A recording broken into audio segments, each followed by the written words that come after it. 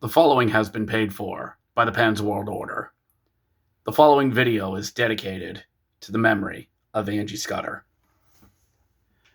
All right, everyone, the free agency hurricane has made landfall. I hope all free agency hurricane spotters are here and available. And bit of a downgrade from what we were expecting. We were expecting a Category 4 hurricane to hit, but unfortunately, it hit some cold waters as it got to shore, downgraded a bit, kind of broken up, and is just now a tropical storm. So the free agency tropical storm has hit, and yes, the Pittsburgh Penguins are in the middle of it. Happy Hockey New Year, everyone. As the 2025-2026 hockey season has gotten underway, as free agency has kicked off today. Now, this is the Let's Go Pens fan react to the stuff that went on here at day one. Cutting a video today because I'll be working tomorrow, and we'll probably get more stuff tomorrow, but we'll see.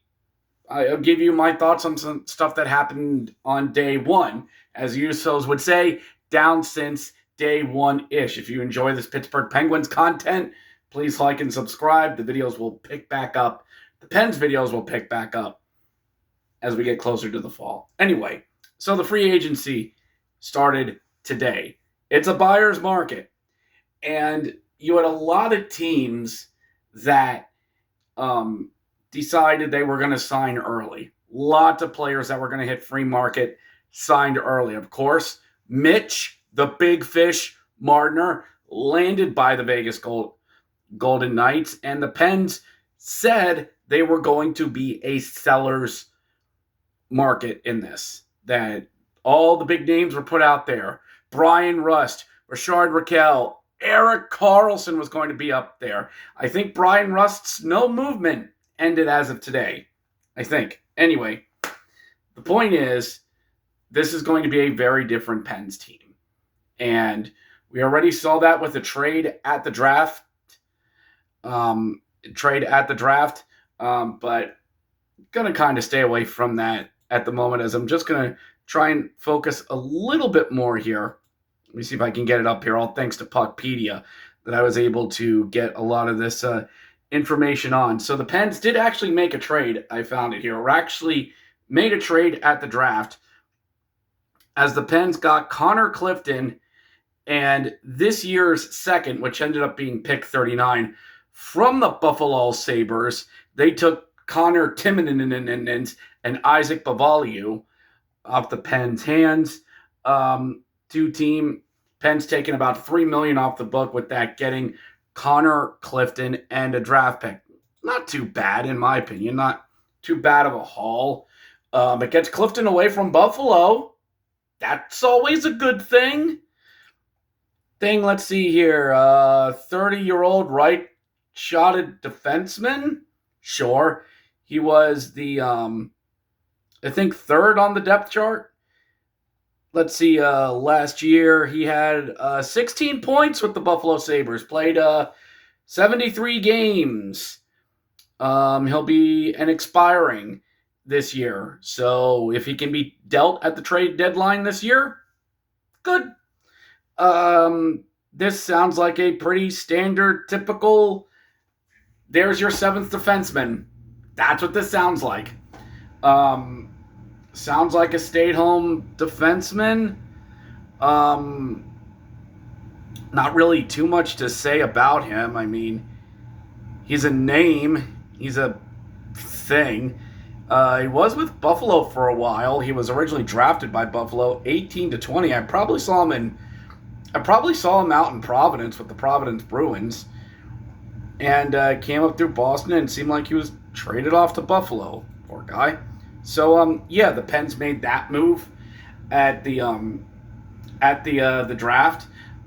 They swapped some picks with the Vegas Golden Knights as well, and they made their pick. They got a pick in the first round, traded down, got some more. I was gonna do a draft video, but real life and tragedy got in the way, so I just wasn't really in the mood. So I don't think the trade for Connor Clifton, Connor Timmins, I don't mind, but a choice between him or Dewar, you pick either one. Both were liked as a trade deadline deal for the Pens, who arguably played their better hockey down the stretch. And so we'll see what happens as Bavaliu and Connor Timmins were shipped off to Buffalo. So the free agency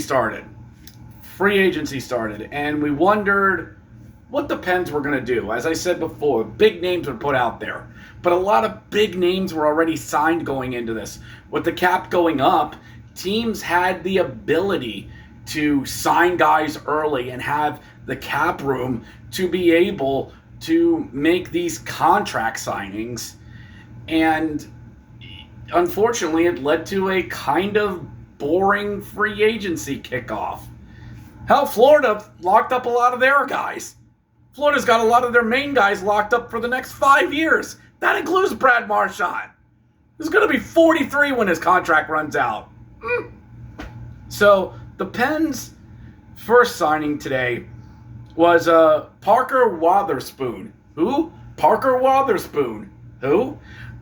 He played for Boston last year. Rather young, 27-year-old left-handed defenseman. The Pens are taking 2 years of his deal at $1 million each, and it's another defensive signing. Now, I think Wotherspoon is going to be staying? You know, with the Pens in terms of their defenseman. He was with Boston last year. Had only 7 points with Boston in 55 games. Spent some time with the Islanders. Yeah, he was a former Bridgeport Sound Tiger or Bridgeport Islander. I saw him in the American Hockey League. I wish they did this a lot like how Hockey DB did theirs. But originally drafted by the Islanders and then picked up last year by the Boston Bruins for a 1 year, almost bare minimum deal. And the Pens pick him up and give him a 2 year, $2 million deal. It's a defensive signing. What do you expect? The guy's not exactly going to light the world on fire. Seems like according to Elite Prospects here, Wotherspoon. I get used to saying that name, Wotherspoon. You're going to say Witherspoon. Hasn't really hit double digits in terms of scoring since his time with the Bridgeport Islanders in 22-23, where he had 12 points. His best pro year was with Bridgeport, where he had 24 points. Other than that, he's not really a goal machine. Sounds like the Pens got another defensive defenseman. And you know what? In this league, not a problem having that, especially a team that's going to maybe be a little bit more, hopefully a little bit better defensively compared to what we had last year. So who else did the Pens sign? You know, as it was getting later in the day, fans were getting a little antsy as they wondered who the Pens exactly were going to sign or re-sign. Well, Philippe Tomasino is sticking around with the Pittsburgh Penguins. 1 year, $1.75 million deal. Tomasino, perhaps most likely the best signing last year. Came over last year from Nashville. Way to get Barry Trotz there, Pittsburgh. And you just had a really outstanding year last year. Pens fans really seem to fall in love with him. 21 points with the Pens last year. Just under a half point a game. And a bit of a surprising stat, playing 49 games, only 8 penalty minutes. It's pretty darn good. Middle six guy throughout most of the year. He will be a restricted free agent at the end of next year. I love this Tomasino signing. One of my more favorite guys last year. He was a real plug-and-play guy when he stepped in. fans really took a liking to him last year, as he seemed to be one of the more brighter spots in the Pens signing and tearing down last year. The thing is, though, where are you going to put him this year? I mean, he bounced around between the middle and bottom six. I think he did get some time up on the number one line, perhaps a couple times during the year. But I mean, he's a center and a winger. He shoots right-handed. He could play either side. But do you stick him with Malkin this year, who isn't expiring this year? Do you throw him out there with Malkin? And the kid's only 23. I don't think a lot of people know this. Tomasino's only 23. If Dubas can work a way to keep him around, get him to that, 7-year max deal that's going to be a thing next year. You can't sign guys to 8 anymore. The max you can do to stick around with the team is 7. If you're going to a new team, I think it's 6. But could Tomasino, if he plays well enough, are you willing out to put the good money, a 5 for 7 for a guy like Tomasino if Malkin comes off the books, if Malkin is truly done, and some of that big money starts going away? So this sneaky could be a prove-it year for Philippe Tomasino if things work out. And again, the kid's only 23. He's going to be stepping into his prime, Jerry. His prime. So, low-key, this might be a real prove-it year for Tomasino. Or do you just give him a 5 for 5 coming up? I kind of like this. Let's revisit this next year. So the Pens also made another signing this day. I kind of got to back up here a little bit. Sorry about that. Let's see here. The Pens also were able to sign Connor Dewar back once again, bringing him back. He was part of the trade last year that saw him come in from. Was he the one that came from the Maple Leafs? Yes, he came over from the Maple Leafs. Scored 7 points with the Pittsburgh Penguins last year, 4 goals, 3 assists, and had only 3 points with Toronto last year. Thanks, Steve. And he will be an unrestricted free agent. He is also 26 and is a center and left winger. This is a good bottom 6 pickup.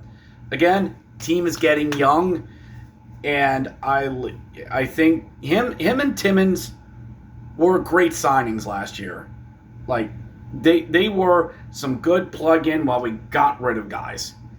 And I think this is what Dubas wants to do. He wants to rebuild. He wants to get young. But I also think he saw what Washington did was flushing the veteran depth and reloading on the prospects. Trying to get kind of that quick fix instead of doing what frickin' teams like San Jose, Detroit, and Buffalo, teams that have just tanked and just never really got out of the muck. Or in terms of like San Jose, you're spending the next 3, 4, 5 years trying to get back to some sort of relevancy.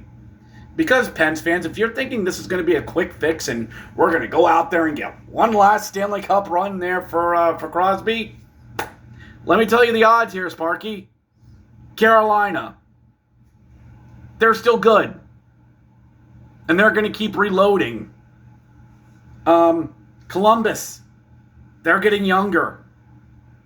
New Jersey, they're obsessed with moving on. The Islanders, crazy Uncle Lou ain't there anymore. They're going to get better. Their farm system is going to get better. The Rangers, the Flyers, don't sleep on them. All right? They're trying to reload and get back up. And the Capitals are still the Capitals as long as they still have the great 8 cannon. But they have a really good farm system. I should know. I've seen it. And they got more on the way. Like, they got more talent on the way. And have a good bump of crop with Ryan Leonard and others coming in. Andrew Cristall coming in. They're reloading on the youth. So last year, you went with a lot of older names, and it got you nowhere. So this year, get some of the younger guys in, and that's exactly what this team is trying to do. Are we going to be a great where we're going to be back up, battling for the division and a guaranteed playoff spot? No. No, the Atlantic got 5 teams in last year. One of them won the cup. We were lucky to get 3. Okay, I'm getting sidetracked here, sorry. But this is the kind of move that it's another younger star, mid-20s, that you take a 1-year flyer on. 1.1 million is fine. Is absolutely fine. If it works out, great. Give him a bridge deal. Or if it doesn't work out, flip him at the trade deadline and see what you can get. So I like this move. I like what's done to bring him back in. And there was a trade that was announced. That was announced a little bit ago before I went on the air with this. The Penguins traded goaltender Alex Nedeljkovic out to the San Jose Sharks in exchange for a 2028 third-round pick. Sure. Alex, so long and thanks for all the fish. Thanks. Ned, maybe a change of scenery for him. Was he ever going to really be the one guy? Don't know. But with him gone, and if Dubas ain't going to go goalie fishing, well, get ready for the Jari and Bloomer show next year. With Sergei Miroshov getting an extended look, but most likely he'll be in Wilkes-Barre next year. But get ready for the Bloom and Jari show next year is what it's looking like. I got nothing wrong with sending away Ned. He did fine. I know a lot of people wanted him dumped there at the trade deadline, but alas, was not meant to be. It's not exactly a goaltender's market this year, unless you want Peter Mrazek or Alex Lyon or John Gibson. But sure. The Pens also made one other signing today. I don't know why it's not on here. Maybe I just have to go to the right page on this. Oh, come on. I hate it when my computer does this sometimes. Sorry, everyone. Technical difficulties. We'll be fine. There you go. I just need to try and find something because I'd seen that the Pens got Anthony Mothana. Now, this is not 2019 vintage if you're getting Anthony Mothana, but I'm trying to find that on here, and at least on Puckpedia, I'm not seeing it. So I'm not trusting it, and I'm not saying anything with it. Let me just see here. Looking at the lineup. I don't see it, so I'm not calling anything. So, as of right now, you heard me say the signings that are made. It's only day 1, everyone, so let's just calm down a good bit. But, we're going to have a good amount of expirings after this year. 71 is one of them. Hate to tell you this. On the defense, a lot of decisions are going to have to be made because of there's a lot of defensemen on the books. There's a lot. And yet, as of right now, the Pens are still $17.5 million below the cap. So we got room to play with. We got time, boys and girls. We're going to be all right. It's only day 1. We got day 1 all the way until frickin' October to figure this out. And I'm sure they will too. So that's it for day 1 of free agency and the new year kicking off. So thank you very much, everyone.